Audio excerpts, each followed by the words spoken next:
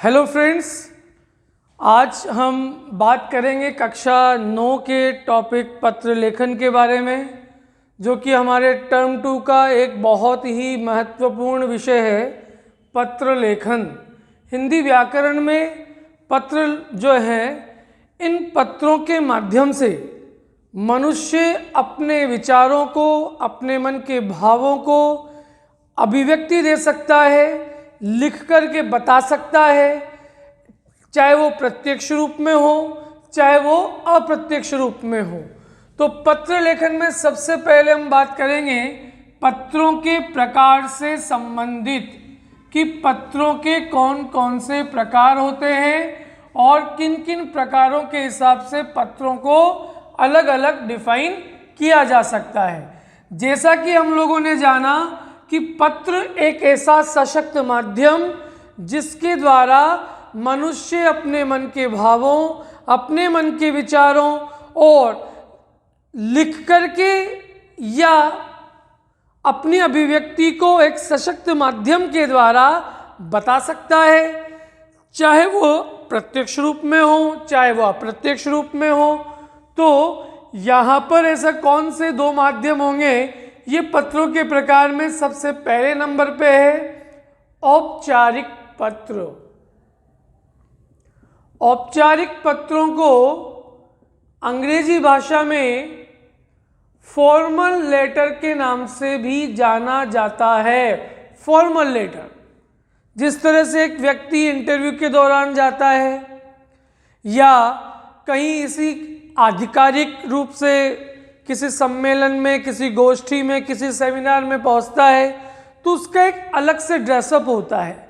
उसी प्रकार पत्रों के अंदर भी जो औपचारिक पत्र हैं, ये भी पूरी तरह से एक आधिकारिक तरीके से बयां होते हैं। और वहीं दूसरे नंबर पे है अनौपचारिक पत्र, जो कि आपकी कक्षा 9 का पाठ्यक्रम के अंदर शामिल भी है।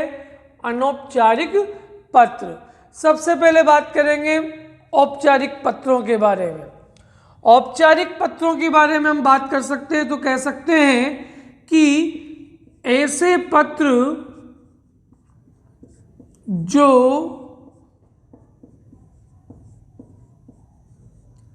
किसी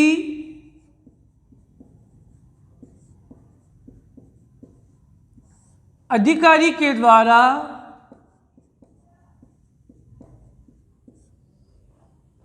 या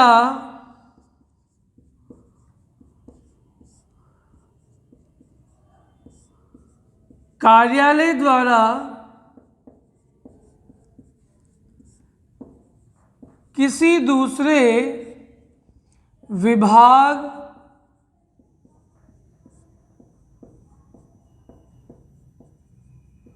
संस्था,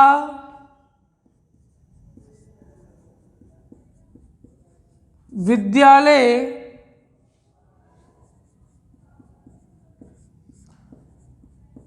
आदि को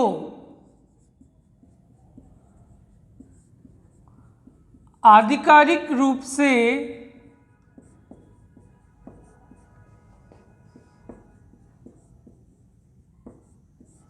लिखे जाते हों,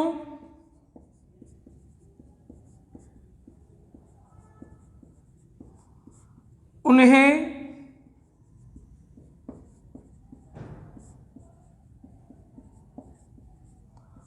औपचारिक पत्र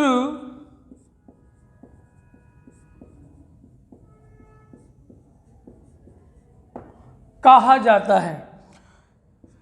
इन औपचारिक पत्रों के अंदर जो सबसे सामान्य तौर पर होते हैं प्रार्थना पत्र, एप्लीकेशन राइटिंग, जो 5वीं, 6ठी, 7वीं, 8वीं, 9वीं क्लास के बच्चे लिखते रहते हैं, जो प्रारंभ से ही किसी भी एप्लीकेशन को लिखने के लिए बच्चों को फोर्स किया जाता है। तो इस प्रकार के प्रार्थना संबंधी जो पत्र हैं, वो प्रार्थना पत्र भी औपचारिक पत्र का ही एक भाग माना जाता है। दूसरे नंबर पे आता है शिकायती पत्र, कि जब किसी विभाग के अधिकारी की शिकायती करनी हो या किसी कार्यालय को किसी समस्या के बारे में बताना हो, किसी की शिकायत संबंधी पत्रों को शिकायती पत्रों में रखा गया। तीसरे नंबर पे आता है आवेदन पत्र, कि किसी भी कार्यालय के लिए, विभाग के लिए, सरकारी या निजी संस्थाओं के विभाग के लिए कोई वैकेंसी निकली हुई हो, उसके लिए अगर कोई आवेदन करना चाहता है तो आवेदन करने वाले पत्रों को, जिसमें अपना बायोडाटा, अपना सीवी उसमें मेंशन होता है, अपने डॉक्यूमेंट्स हम देते हैं, तो इस प्रकार के पत्र भी औपचारिक पत्रों की श्रेणी में ही रखे जाते हैं। क्योंकि सामने वाले को हम जानते नहीं हैं, वो हमारे लिए अपरिचित है, लेकिन पोस्ट का सम्मान होता है, इसलिए वो एक आधिकारिक तरीके से बयां किए जाते हैं, इसलिए उनको हम औपचारिक पत्रों की श्रेणी में रख सकते हैं। और चौथे नंबर पे आता है कार्यालयी पत्र। कार्यालयी मतलब चाहे वो निजी सरकारी कार्यालय हो, चाहे सरकारी कार्यालय हो, प्राइवेट संस्थाओं से संबंधित हो, चाहे गवर्नमेंट बॉडी के हो, तो इस प्रकार से एक कार्यालय के द्वारा दूसरे कार्यालय में, एक डिपार्टमेंट के द्वारा दूसरे डिपार्टमेंट के अंदर जिन पत्रों का आदान प्रदान होता है, अपनी बातों को रखा जाता है, पटल पर रखा जाता है, तो इस प्रकार के पत्र कार्यालय पत्रों में रखे जाएंगे। लेकिन ये चारों ही प्रकार औपचारिक पत्रों के रूप में जाने जाएंगे। इसके बाद दूसरे नंबर पे आता है अनौपचारिक पत्र।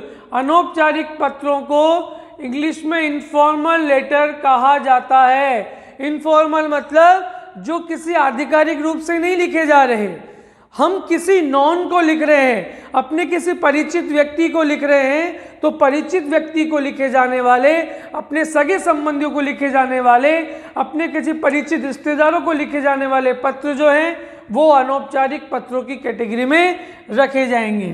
तो हम लिख सकते हैं कि व्यक्तिगत रूप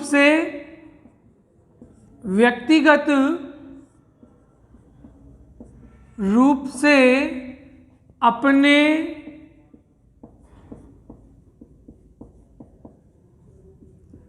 परिचित सगे संबंधी,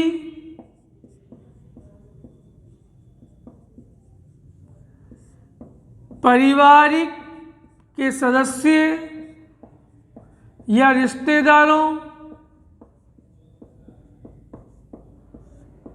मित्रों,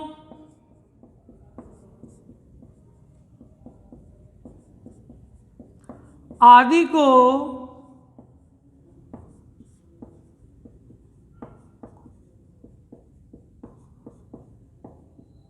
लिखे जाने वाले पत्र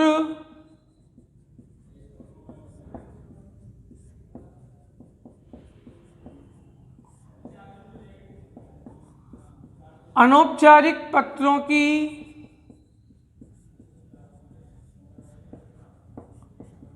श्रेणी में रखे जाते हैं। जहां पर भी कोई परिचित रिश्तेदार हो, जिनको हम जानते हैं, जिनसे हेलो हाय कर सकते हैं, तो व्यक्तिगत रूप से जो पत्र लिखे जाएं उन पत्रों को हम अनौपचारिक पत्र का भाग मानेंगे। अनौपचारिक पत्र के अंदर कौन कौन से पत्र? पहला, सलाह पत्र। सलाह पत्र मतलब जहां पर पिता पुत्र को सलाह दे रहा हो, राय दे रहा हो, एक मित्र दूसरे मित्र को राय देने की कोशिश कर रहा हो, जहां पर अनुशासन का पाठ पढ़ाया गया हो, समय के सदुपयोग के बारे में बताया गया हो, हॉस्टल लाइफ के बारे में जिक्र किया गया हो, पढ़ाई के प्रति सचेत किया गया हो, तो जहाँ जागरूकता वाला संदेश दिया जाए, जहाँ अपने परिचित या अपने छोटे भाई बहनों को संदेश दिया जाए, तो संदेश पत्र, सलाह पत्र, राय पत्रों की श्रेणी में ये रखा जाएगा, इसलिए इनको भी अनौपचारिक पत्रों का भाग माना जाएगा। दूसरे नंबर पे है सांत्वना पत्र। सांत्वना मतलब कॉन्डोलेंस। अगर किसी मित्र की दुर्घटना हो गई हो और दुर्घटनाग्रस्त होने के कारण वो गंभीर घायल है, तो गंभीर घायल होने के कारण यदि आप अपने मित्र को सहानुभूति देना चाहते हैं, अपने मित्र को दया या करुणा अपने प्रति दिखाना चाहते हैं, तो वहाँ पर इस प्रकार के पत्रों को सांत्वना पत्र में रखा जाएगा और सांत्वना पत्र भी अनौपचारिक पत्र का ही एक भाग होता है। नेक्स्ट है निमंत्रण पत्र। निमंत्रण मतलब इनविटेशन लेटर।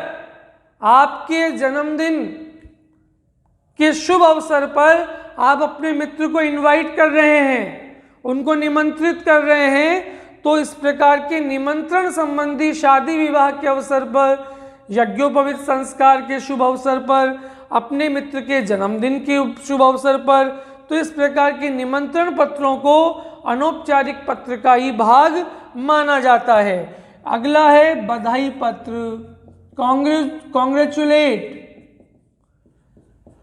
आपका छोटा भाई 10वीं कक्षा के अंदर पहले स्थान प्राप्त किया है, तो इसके लिए अगर आपको बधाई लिखनी हो तो बधाई देते हुए जो पत्र लिखे जाते हैं उनको भी इनफॉर्मल लेटर की श्रेणी में रखा जाता है। इस प्रकार अनौपचारिक पत्र जो है वो सगे संबंधियों को लिखे जाएंगे जिनके बारे में हम जानते हैं, जिनको अच्छे से पहचान सकते हैं, तो वो अनौपचारिक पत्र का भाग होगा। वहीं दूसरी ओर औपचारिक पत्र जो है वो एक अधिकारी के द्वारा दूसरे अधिकारी को, एक कार्यालय के द्वारा दूसरे कार्यालय को दिए जाएं, तो इस प्रकार से दो भागों के अंदर पत्रों को डिवाइड किया गया है।